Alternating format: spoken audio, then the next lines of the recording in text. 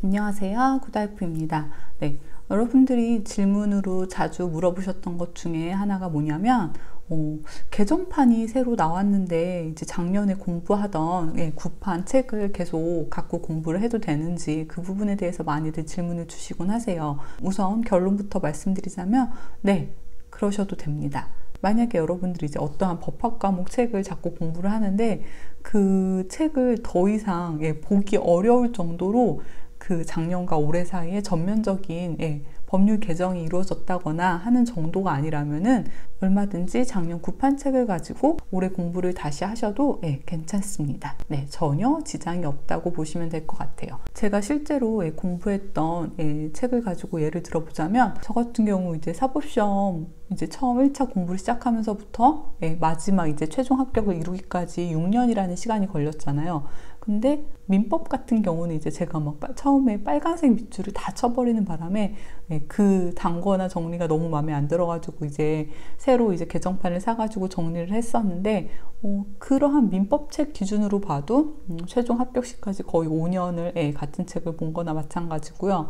그리고 형법 같은 경우에는 신호진 강사님의 형법요론 책을 가지고 제가 공부를 했는데 그 책 같은 경우에는 제가 처음 이제 형법 공부를 이제 하겠다고 생각하고서 이제 신호진 강사님 강의를 들으면서 공부를 할 당시에는 총론이랑 강론으로 이렇게 두 권으로 나누어져 있었는데 중간에 이제 제가 공부를 해오면서 그 책이 한 권으로 합쳐지는 정도의 이제 새 개정판이 나오기도 했고 사실 형법 같은 경우에는 판례가 굉장히 중요하거든요. 그렇기 때문에 매년 최신 판례가 그래도 나름 꽤 두꺼울 정도로 그렇게 쏟아져 나오고 그거는 최소 3개년에서 거의 한 5개년치까지는 굉장히 좀 중요하게 보고서 정리를 항상 해주어야 돼요. 형법 같은 경우에는. 그렇기 때문에 그러한 부분들이 다 빠져있기 때문에 이걸 새로 사야 되나 고민이 들 수 있는데 저 같은 경우에는 어차피 기본 이론은 변한 게 없거든요. 형법은 개정이 특별히 크게 된 부분이 없었기 때문에 기본 이론은 똑같은데